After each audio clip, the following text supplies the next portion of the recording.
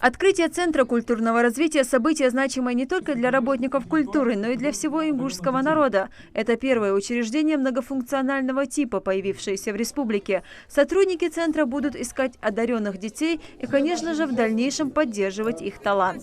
Надеюсь, что это начало светлого пути.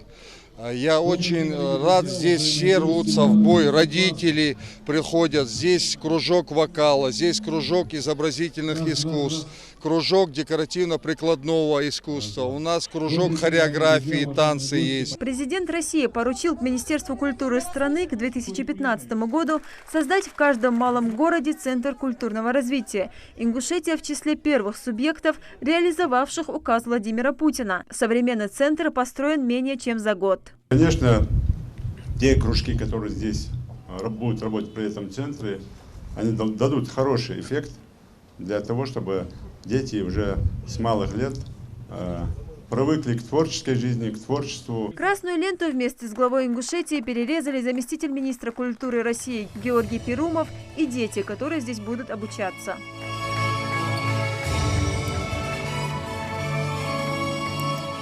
А после хозяева показали гостям центр. Здесь есть многофункциональный зал на 144 места. Первый этаж занимает просторное фойе с зоной для экспозиции. Актовый зал, книгохранилище, читальный зал, гардероб, буфет. На втором этаже кабинеты, где непосредственно будут проходить занятия. Всего в центре смогут обучаться около 150 детей. Уже начался процесс обучения.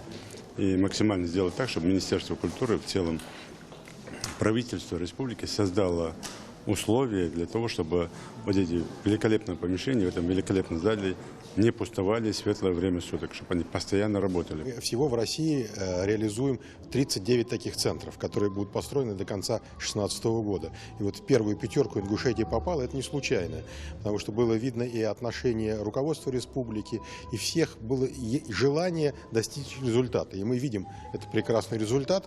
К 1 июля только 5 регионов справились с этой задачей. Знаете, какой красивый, замечательный, многофункциональный центр, где во всех направлениях идет развитие культуры. Главная задача центра – культурное развитие подрастающего поколения. Фарида Мусаева делает первые шаги в художественном мире. Картину, которую рисует сегодня, решила подарить. Счастливчик – младший брат девочки. Это голос с людьми, там снег бывает. Люди вот они. Это куски, вот они.